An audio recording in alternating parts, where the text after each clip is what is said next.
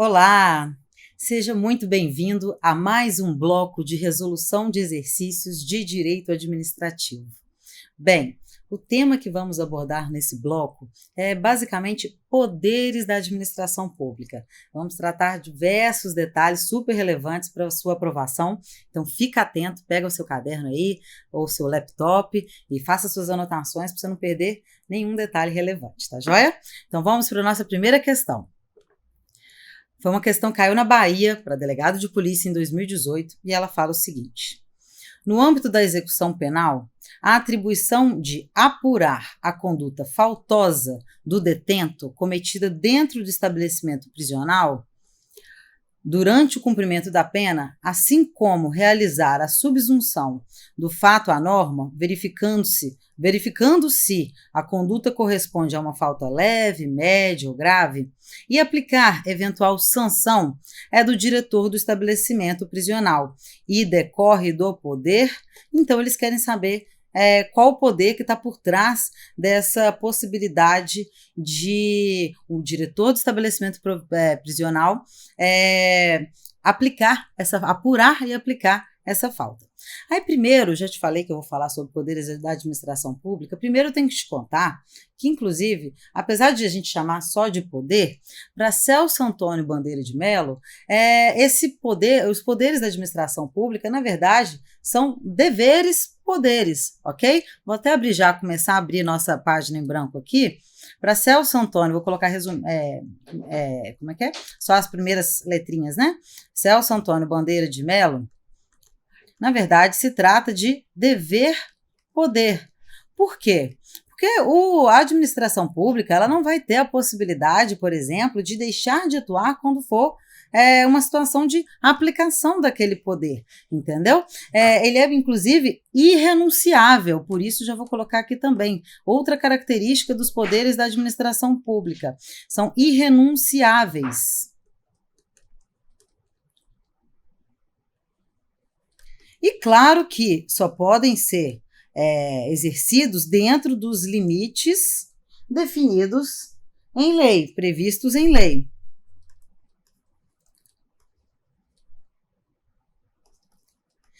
Veja que essa característica de irrenunciável está muito ligada também ao princípio da indisponibilidade do interesse público, porque essas prerrogativas foram desenvolvidas não para simplesmente melhorar a vida do Estado, de forma alguma. Na verdade, isso tem que retornar para o interesse público, isso tem que visar o interesse público, ok?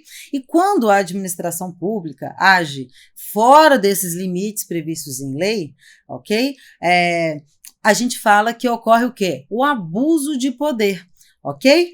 Então, fora desse parâmetro previsto em lei, a gente tem que ficar atento com o quê? Com o abuso de poder. E abuso de poder é gênero, ok? É gênero, que comporta duas possibilidades: o excesso de poder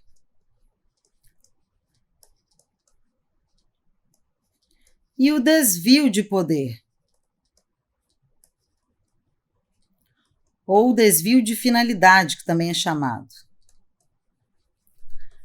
Veja, só para te dar uma noção, uma visão mais madura sobre o tema, o abuso de poder é o gênero, o excesso de poder acontece quando o gestor ele extrapola, a administração pública extrapola aquele limite que ele foi contornado, apresentado pela lei, ok?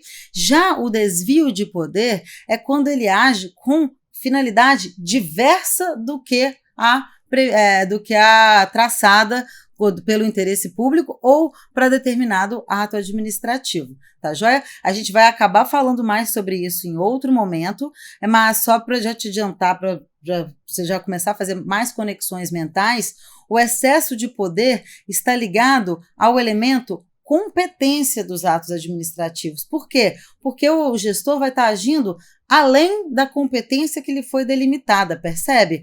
Já o desvio de poder, como o próprio nome diz sobre a sua outra possibilidade de nome, né, desvio de finalidade, está relacionado ao elemento finalidade, finalidade para a qual aquele ato administrativo está sendo exercido, praticado, ok? E seguindo, então, eu vou te contar também sobre o tema poderes da administração pública, que os poderes podem ser vinculados ou discricionários. Essa questão de dizer, com certeza você já ouviu isso, né, vinculado ou discricionário, está ligada ao quê? Ao grau de liberdade da atuação do gestor. Então, eu vou colocar aqui também, ó, que quanto ao grau de... Eu estava escrevendo encurtadinho para ganhar tempo, mas eu vou arrumar. Quanto ao grau de liberdade, os atos, o poder pode ser, na verdade, o poder pode ser vinculado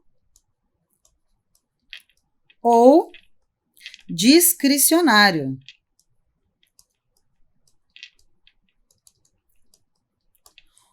O poder é vinculado quando não há liberdade para a administração pública. A administração pública vai ter que atuar dentro daqueles parâmetros definidos na lei, ok? Já o discricionário, o poder discricionário, fala sobre a existência de uma margem de liberdade, um certo grau de liberdade, de conveniência, são as palavrinhas-chave, conveniência e oportunidade para a atuação do gestor. Ok? Isso está dentro do quê? Do mérito administrativo.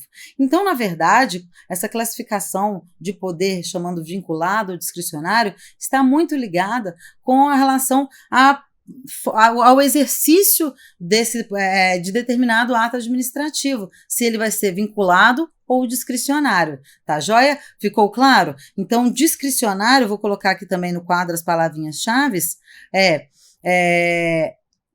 conveniência e oportunidade. Joia? Dito isso, eu vou te falar quais são os tipos de poder que temos. Eu já falei do poder vinculado discricionário, que para uma parte da doutrina, isso na verdade não é um tipo de poder, mas é a forma como ele vai ser exercido, mas como algumas vezes ele aparece em prova como um tipo também de poder, quanto ao grau de liberdade, eu quis colocar aqui, mas já é preciso que você tenha esse jogo de cintura de entender que para algumas provas ele vai ser colocado como um tipo de poder, e para o vinculado ou discricionário, e para outras vai ser colocado como uma forma de exercício do poder, tá joia? Agora vamos falar sobre os outros tipos de poder, ou os tipos de poder em si, para aqueles que entendem que vinculado e discricionário não são tipos de poder, tá joia? O primeiro deles que eu vou destacar para você é o poder hierárquico.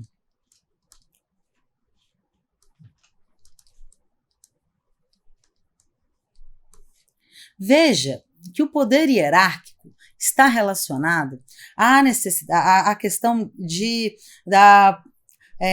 como a administração pública vai se estruturar, se organizar, se escalonar, percebe? O poder hierárquico, ele é inerente, ele é identificado tanto dentro da administração pública direta quanto indireta, tá joia? E, além disso, ele é a base para, que eu já vou te adiantar essa informação, para que o poder disciplinar possa ser exercido, ok? E aí, então, a palavrinha-chave, que quando aparecer em prova, que você tem que relacionar a poder hierárquico são as palavrinhas de estruturar, escalonar, hierarquizar, seus quadros. E ele está ligado também à noção, portanto, eu vou colocar aqui, ó, de subordinação. Para ter poder hierárquico, tem que ter uma relação de subordinação. E com base nessa noção de relação de subordinação, que as expressões avocação e delegação merecem destaque. Por quê? Porque a delegação e a avocação só podem acontecer num cenário de hierarquia. A vocação é o quê? É o superior hierárquico poder puxar para si determinado exercício de ato administrativo. Já a delegação é o superior hierárquico passar para alguém que lhe é subordinado, ok? Ou está abaixo na sua cadeia hierárquica, esse exercício desse ato administrativo. Mas deixando claro que isso não é algo definitivo. A vocação e delegação não podem acontecer em caráter definitivo, vai ser sempre em caráter temporário. Tá joia? E claro, com entendimento restrito. A gente tem que fazer uma interpretação restritiva do que foi delegado, já que a titularidade, a competência para exercer aquele ato não está mudando, só está sendo delegado naquele momento. E por isso existem, lá na Lei 9.784 de 99, que é a lei que fala sobre os processos administrativos no âmbito da administração pública federal, que é uma base normativa que costuma ter seus dispositivos comumente replicado no âmbito dos estados e do Distrito Federal. É interessante você conhecer 3 situações em que é pacífico de que não se pode haver delegação. É proibido haver delegação em 3 situações, ok? Eu vou listar aqui para vocês e vou colocar também que elas estão previstas lá no artigo 13, que é muito importante que você conheça, da Lei 9.784, ok? Então, não será possível de delegação. Não pode. Em quais situações? 1. Na situação de ser uma matéria de competência exclusiva. Então, quando for uma matéria de competência exclusiva, o superior hierárquico não poderá delegar essa função, ok? A órgão ou a entidade administrada. A competência é exclusiva, só para deixar bem claro, lá no artigo 13, vale a pena você ler, a competência exclusiva não só do órgão ou da entidade administrativa. Essa é a redação que está lá, que às vezes costumam colocar em prova, por exemplo, falando só do órgão, mas não da entidade, algo do tipo. Ficar atento, tá joia? Então, a segunda possibilidade de não poder haver delegação é na situação de se tratar de uma decisão de recurso administrativo.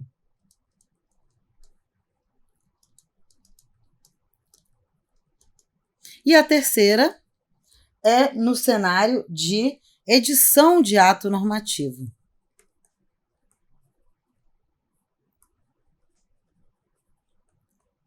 Visto isso, as possibilidades de não poder, que estão previstas nesse artigo 13, ok? Eu vou passar para o próximo poder, fazer um breve comentário sobre ele, que é o poder justamente disciplinar. O poder disciplinar, como eu já mencionei, ele decorre do poder hierárquico. Isso cai demais em prova, fique atento. O poder disciplinar decorre do poder hierárquico. Decorre do poder hierárquico, tá joia? E o poder disciplinar, ele está relacionado à possibilidade de se investigar, né, apurar determinados fatos e aplicar sanções, penalidades. Então, para isso poder acontecer, é necessário que haja, nessa situação aqui, nesse cenário hierárquico, uma relação especial com a administração pública. Não é uma punição que acontece por uma relação de caráter geral. É necessário um vínculo especial. E fica atento a isso, porque o vínculo não é só com o agente público, mas também com o particular, que com o agente público é claro que já tem um vínculo especial, é intuitivo, né, haver esse vínculo, mas eu estou falando desse vínculo especial principalmente em razão dos particulares com essa relação especial com a administração pública, seja, por exemplo, em decorrência de existência de um contrato administrativo, pode vir a câmera, seja em decorrência de contrato administrativo, seja em decorrência, por exemplo, de uma situação em que a pessoa, o Estado impôs a ela, por exemplo, uma restrição de liberdade, né, que é o caso da nossa questão, Já estou até te adiantando, porque a intenção aqui é a gente realmente resolver com muita clareza, né? Não é de ficar para você ter menos dúvidas e entender mais rápido a solução daquele exercício da forma mais completa possível. E aí, o outro exemplo que eu acho interessante é quando a pessoa ela faz um cadastro em determinada biblioteca e aí ela deixa de, por exemplo, devolver o livro dentro do prazo, ela pode sofrer uma punição, uma advertência, uma multa, né? Isso está relacionado justamente ao poder disciplinar, pois há um vínculo específico, um vínculo especial entre o particular e a administração pública. Com os agentes públicos, não resta dúvida, né? São agentes públicos, então tá claro que tem esse vínculo, tá joia? Então, as palavrinhas-chave que merecem destaque aqui é investigar e punir,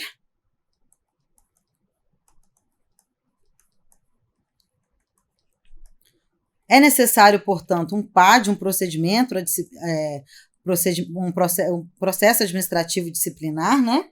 Como costuma aparecer, pode ser tanto com agentes públicos ou particulares com relações jurídicas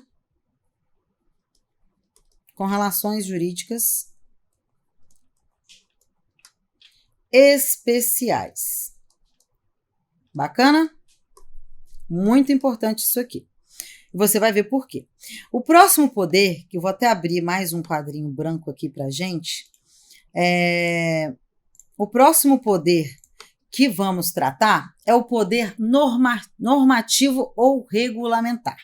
Tá joia? Então, eu já falei do hierárquico, do disciplinar, agora 3, normativo ou regulamentar.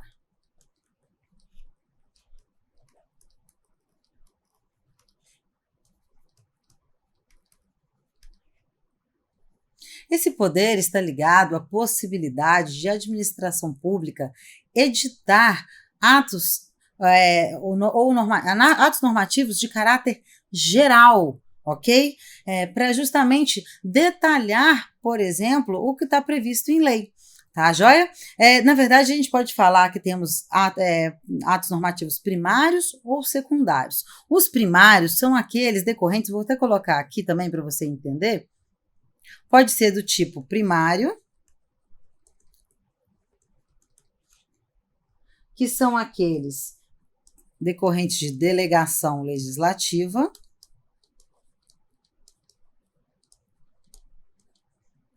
ou secundário,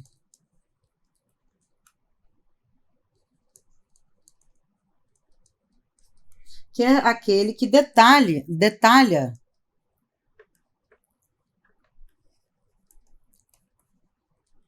e esclarece a legislação.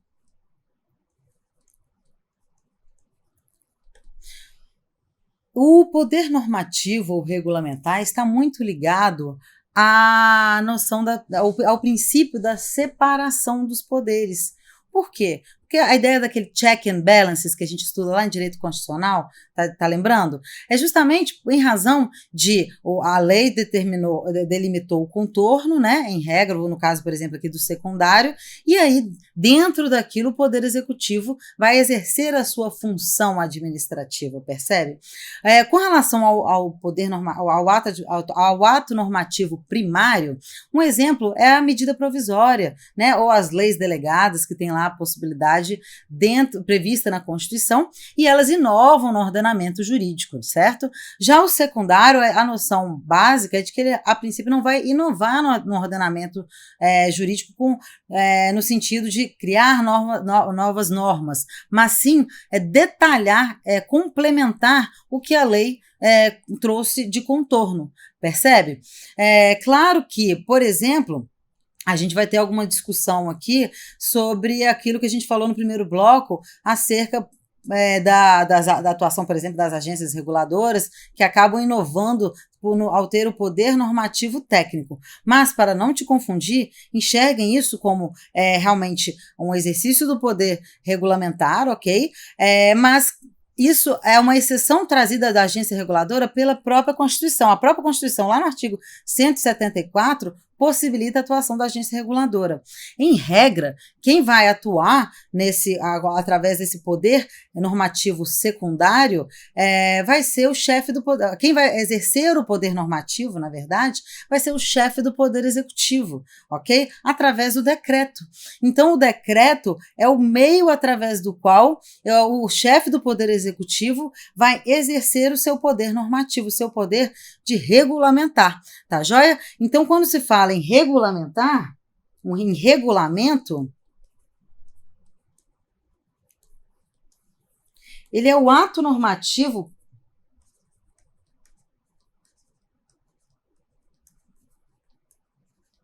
privativo do chefe do Poder Executivo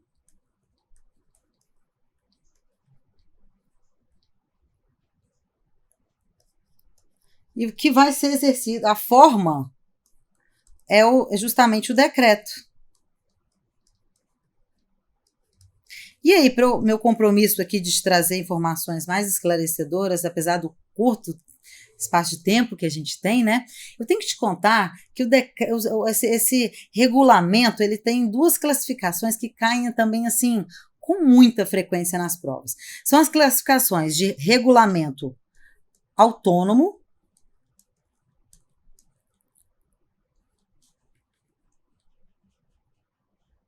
que vai inovar, é uma exceção, ok?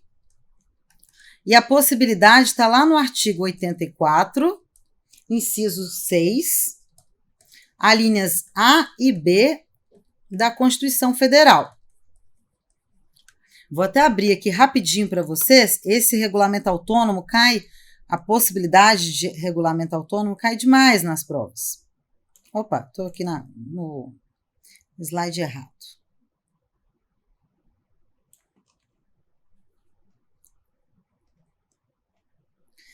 Veja o que fala que a gente até comentou dele antes também, mas eu vou até repetir porque isso realmente você precisa dominar.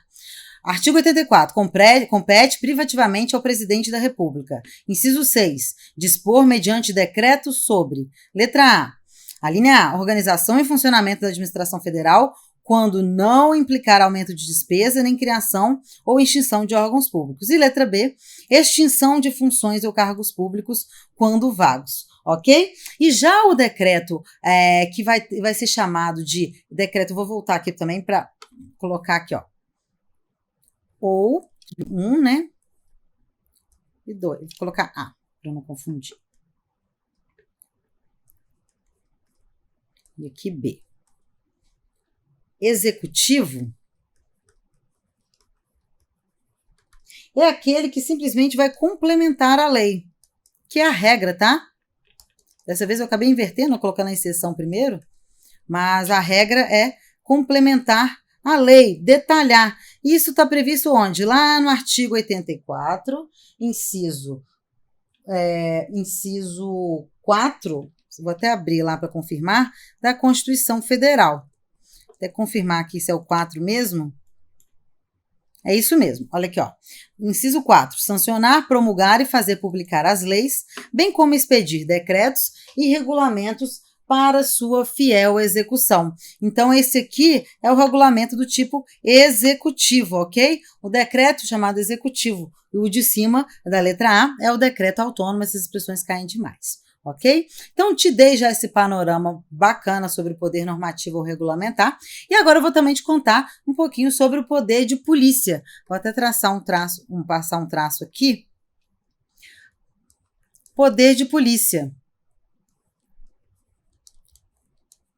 O poder de polícia, pessoal, ele tem seu conceito previsto lá no artigo 78 do CTN. Depois dê uma lidinha lá, esse conceito cai demais nos concursos públicos, tá joia? Mas o poder de polícia é aquele que está ligado à possibilidade de se restringir a liberdade e de fiscalizar o exercício dos direitos de liberdade e de propriedade do particular, tá joia? Ele é exercido com base na supremacia geral do Estado. Ou seja, imagine o exemplo clássico, né? Temos temos um prédio, aí a administração pública vira e fala, olha, particular, você só pode construir até 3 andares, não pode construir 5 nessa região, nesse bairro. Isso está relacionado, é uma forma de se exercer o poder de polícia. E veja que aquele ato administrativo, ele teve um destinatário indefinido, né? Todos aqueles que habitarem naquela região, naquele bairro que foi delimitado, estarão suscetíveis ao exercício do poder de polícia, tá joia? E só a título de complemento, eu vou falar um pouquinho mais sobre ele depois, mas, em regra, ele não é, né, a jurisprudência entende que o exercício de todas as suas fases, eu vou te falar que ele tem 4, já vou te adiantar que para o Superior Tribunal de Justiça, o poder de polícia é composto por 4 fases. A primeira dela é de ordem, a segunda de consentimento, a terceira de fiscalização e a quarta de sanção. Depois eu vou entrar em mais detalhes. Mas só para adiantar uma observação, para o STJ, apenas a fase de consentimento e fiscalização que podem ser delegáveis ao particular. As fases de ordem, até porque a ordem está relacionada àquela definição legal, né, a função legislativa, jamais poderá, e a fase de sanção também jamais poderá. Tá joia? Então, agora voltando para a nossa questão, porque por conta do avanço, inclusive, do tempo, né, a gente precisa realmente acelerar aqui para otimizar ao máximo. Vamos ver que, com base nisso tudo que eu te falei, a gente vai lembrar que a questão trata sobre a possibilidade do diretor, né, apurar o eventual conduta faltosa de detento que está no âmbito do estabelecimento prisional do qual ele é gestor, e isso vai decorrer de qual poder, então? Tá claro que é poder disciplinar, certo? Por quê? Porque tem uma relação, um vínculo específico, igual eu dei o exemplo lá da biblioteca, que já tem aquele vínculo. Há esse vínculo da administração pública com aquele particular. Por quê? Porque ele foi imposta a restrição de liberdade sem que ele quisesse, certo? E aí, então, a resposta é disciplinar. Não é hierárquico, por quê? Porque ele reforçou muito aqui a ideia de que de aplicação da conduta faltosa, então de apuração, e ele vai aplicar uma aplicação de penalidade, se é falta leve, média ou grave. Esse é o cerne do poder disciplinar. Ele não estava querendo falar sobre a forma como eles estavam se organizando, né? Como, por exemplo, nada de delegação ou vocação. Ele focou justamente no cerne, na noção de apurar e punir, né, que é justamente o cerne do poder disciplinar. Então está claro que não é poder hierárquico, mas sim disciplinar. Não é poder de polícia, por quê? Porque aqui a gente está baseado num vínculo específico, né, um vínculo especial. Não é algo de caráter geral, que é o que trata o poder de polícia. E o que é o poder geral de cautela? Rapidinho, só para você entender todas as alternativas. O poder geral de cautela, ele está relacionado à noção de que dentro, por exemplo, de um processo administrativo, a administração pública, vislumbrando um cenário de iminente, por exemplo, perigo, ainda que sem ouvir o particular ou ouvir a outra parte, ela pode tomar medidas para justamente proteger o interesse público, ok? Claro que eventual sanção posterior vai ter que estar num cenário de contraditório, de ampla defesa, ok? Que também está esse termo contraditório e ampla defesa também é muito ligado ao poder disciplinar, tá? Anota lá no seu caderno. Foi até bom ter lembrado disso. Mas com relação ao poder geral de cautela, realmente é a noção daquela ideia de cautelares que a gente estuda até em processo civil, tá joia? E agora a letra C, só para você entender por que não é poder de tutela. O poder de tutela é aquele poder que a gente menciona quando a gente está falando, até igual mencionamos no bloco anterior, sobre o controle finalístico. Quando a administração pública direta exerce um controle finalístico sobre a administração pública indireta. Aquela supervisão ministerial, é outra expressão que a gente usa quando tratamos sobre esse tema. Então, esse poder de tutela está relacionado justamente à tutela que a administração pública direta terá sobre a indireta. Não há subordinação, ok? Ao mero controle finalístico. Tá joia? Então, tratamos de vários temas aqui, vários conceitos, né? Vamos para uma próxima questão, porque o nosso tempo tá valioso. Tá joia? Essa questão eu vou resolver rapidinho. A respeito dos poderes administrativos, assinale a alternativa correta. Excesso de poder, apesar de ser grande, você vai ver que os conceitos que a gente trouxe da questão anterior já serão suficientes para você acertar essa questão aqui, ó. Caiu agora em 2021 uma questão recente lá no Mato Grosso do Sul. O excesso de poder e desvio de poder são interpretados pela doutrina como expressões sinônimas. A gente já viu que isso aqui está errado. Por quê? Porque a gente viu que o gênero é abuso de poder, tendo como espécie excesso de poder e desvio de poder. Letra B, vamos lá. Ocorre excesso de poder quando o agente público pratica um ato visando a interesses individuais, de caráter pessoal, sem atentar para o interesse público, fazendo-o em benefício próprio ou de um amigo, ou até mesmo na intenção de prejudicar um desafeto, violando o princípio da impessoalidade. A gente já viu, pela breve explicação que eu dei no início do bloco, de que, na verdade, isso aqui não é o excesso de poder, é o desvio de poder, que é sinônimo de desvio de finalidade, correto? Então, tá aqui, tá errado, é desvio de poder. Opa! Vou voltar aqui, ó. Fugiu. Desvio de poder ou de finalidade. Facinho depois que a gente conversou, certo? Letra C. Tem-se o abuso de poder todas as vezes que a autoridade pública pratica um ato extrapolando a competência legal ou visando uma finalidade diversa daquela estipulada, finalidade diversa. Ainda, o abuso de poder pode decorrer de condutas comissivas ou omissivas, implicando na nulidade do ato administrativo. Ok, certinho. Por quê? Porque a gente viu que extrapolando aqui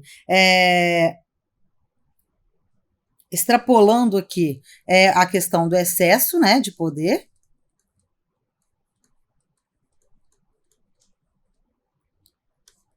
E finalidade diversa, o desvio. E realmente, o abuso pode acontecer tanto com condutas comissivas ou omissivas, mas só a título de curiosidade, se houver um abuso, para haver um abuso por conduta omissiva, é necessário que tenha uma omissão específica, não basta uma omissão genérica, é necessário que haja um dever de agir. Ok? Uma omissão específica. Então, a gente já viu que a resposta dessa questão é a letra C, mas vamos entender por que as outras estão erradas.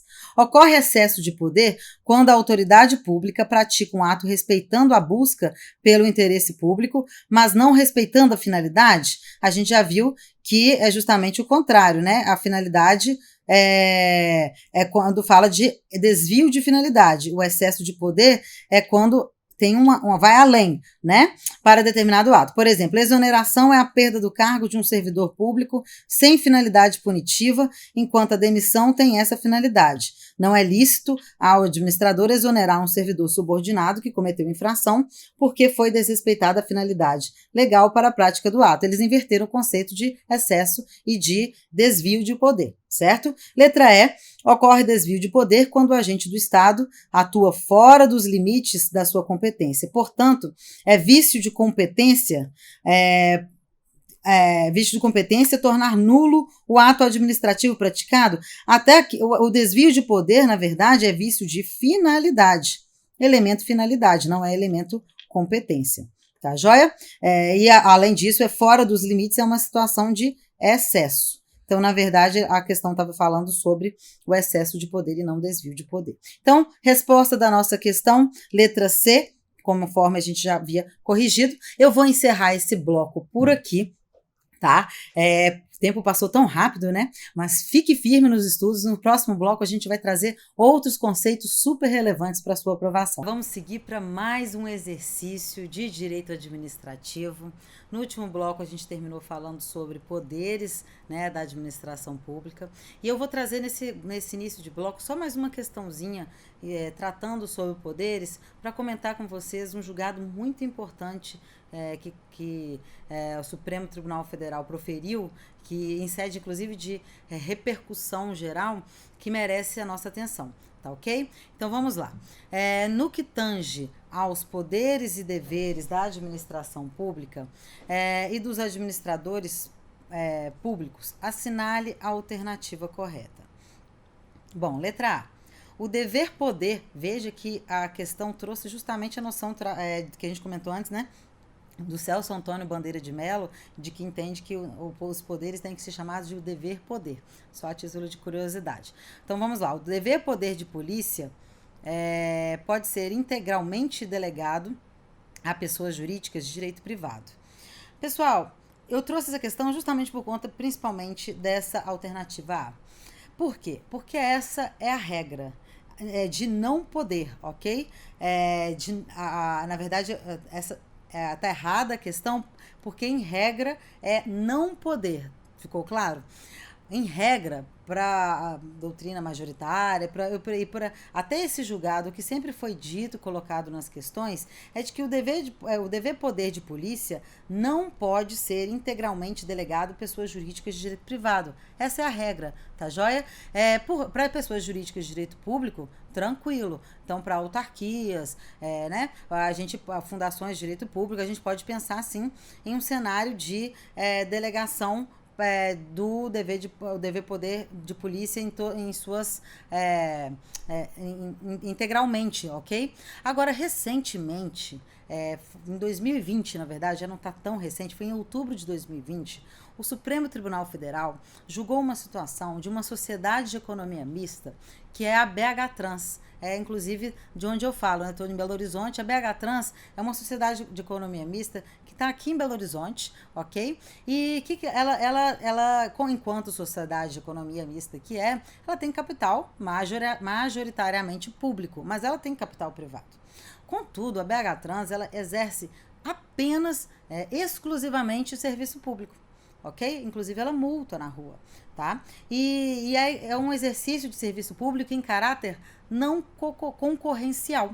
E é isso que eu queria trazer para você, que o STF, vou até colocar aqui o número do informativo, o STF, com relação à alternativa A, tá? O STF entendeu que quando for uma situação de pessoa jurídica de direito privado,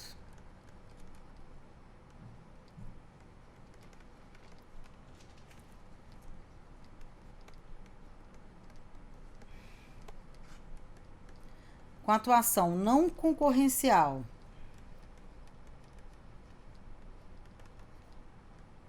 mas fundamental, que exerça serviço público exclusivamente, melhor falando,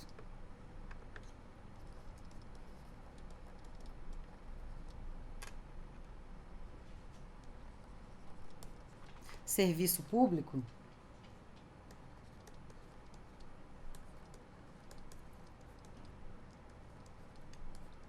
será possível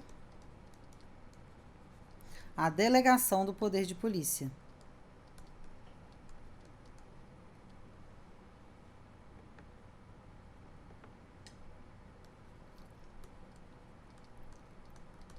Está lá no informativo 996 do STF. Ok? Mas a regra que cai em prova normalmente é de que poder de polícia não pode ser delegado,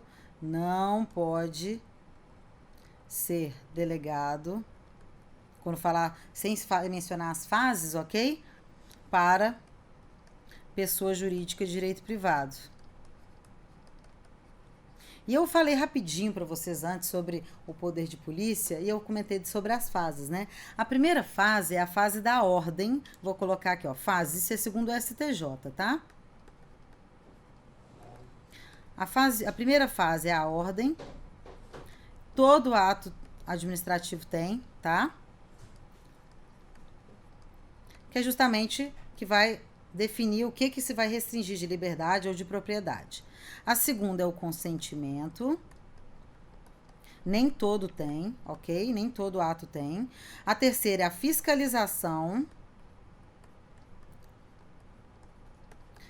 Aí eu vou te contar que todo ato administrativo tem essa fase também, está sujeita a ela. E a quarta é a da sanção, ok? Para o STJ, as fases que podem ser delegadas à pessoa jurídica de direito privado, antes eu estava falando do dever poder de polícia como um todo, ok? Agora eu vou te falar das fases que a jurisprudência pacificamente já aceita no STJ a delegação. São as fases do consentimento e da fiscalização. Por quê? Porque elas não estariam relacionadas ao poder de império, ao exercício do poder de império. Então, elas poderiam ser delegadas ao particular. São fases meramente instrumentais, preparatórias, ok? Grave esses marcos. Mas, voltando então para a nossa resolução de questão, tá errado por quê? Porque a regra é que não pode ser integralmente delegada à pessoa jurídica de direito privado. Então, agora vamos para a nossa próxima alternativa, letra B. De acordo com o Supremo Tribunal Federal, o exercício da competência regulamentadora, no contexto do dever-poder normativo, não é exclusivo do chefe do Poder Executivo. Assim, atos normativos podem ser exarados por agências reguladoras ou mesmo por órgãos colegiados da administração direta ou indireta. Tá certinho. A gente, inclusive, mencionou isso quando falamos de poder normativo, poder regulamentar. Eu já te adiantei essa possibilidade com relação às agências reguladoras, mas, em regra, é o chefe do Poder Executivo. Além das agências reguladoras, eu vou também te lembrar, lá no artigo 87, inciso 2 da Constituição, a possibilidade também dos ministros de Estado exercerem essa competência regulamentadora, tá joia? Então, a alternativa está correta, letra B, mas vamos entender rapidinho por que a C, a D e a E estão erradas. De ordinário, a noção de poder-dever o dever-poder hierárquico compreende a possibilidade do chefe expedir ordens aos seus subordinados. Contudo, este dever-poder não comporta a possibilidade de controle ou mesmo revisão de atos do subordinado pelo superior hierárquico. Está errado. Não só comporta a possibilidade de controle, mas comporta não só nas situações, veja bem, de ilegalidade, no que ensejariam nulidade. Pode também, inclusive, comportar revisão na situação de mera revogação relacionada à conveniência e oportunidade da administração pública, tá? Então, o superior hierárquico pode não só revogar, anular, mas também revogar os atos administrativos com base no poder hierárquico, tá ok? Então, letra D, vamos para a próxima. O dever-poder normativo é incompatível com a existência dos denominados regulamentos autorizados, porque as questões técnicas devem ser tratadas por leis e não por regulamentos expedidos no contexto da função administrativa. Veja que está errado, por quê? Porque a doutrina e a jurisprudência aceitam, em sua maioria, admitem a possibilidade realmente do que a gente chama, por exemplo, de poder normativo técnico, que é o que a gente menciona da agência reguladora. A lei, como a gente já falou, inclusive no bloco 1, um pouquinho sobre isso, a lei não dá conta o poder legislativo não dá conta de passar todo o trâmite do processo legislativo e publicar leis elaborar leis que acompanhem a velocidade da tecnologia, da informação e, por exemplo, também do desenvolvimento técnico mesmo. E aí, em razão da especificidade também desse conhecimento, que é perfeitamente compatível à existência também dos denominados regulamentos autorizados. O autorizados é por quê? Porque a lei autoriza que esse regulamento seja editado em razão da especificidade técnica. Claro que tem aquele movimento que fala sobre a deslegalização, que às vezes tem essa crítica, né? Mas, inclusive, esse conceito já tem aparecido em prova, deslegalização. Isso aqui está incluído realmente nesse cenário de deslegalização para aqueles adeptos a essa corrente doutrinária, tá joia? Então, vamos para a letra E. A supremacia geral não fundamenta o dever-poder de polícia, mas sim o dever-poder disciplinar, é justamente o contrário. A supremacia geral, ela fundamenta sim o dever-poder de polícia, conforme eu botei o X no lugar errado, peraí. Regulamenta sim o dever poder de polícia e o que norteia o poder disciplinar é justamente essa supremacia com vínculo específico, né, que a gente mencionou bastante antes. Dito isso, resposta letra B do gabarito, tá ok? Conforme tá aqui, eu até coloquei o tema 532 do STF relacionado àquela questão da BH Trans, que eu mencionei com vocês na alternativa A, vale a leitura, tá? É uma exceção de possibilidade do dever poder de polícia ser exercido por pessoas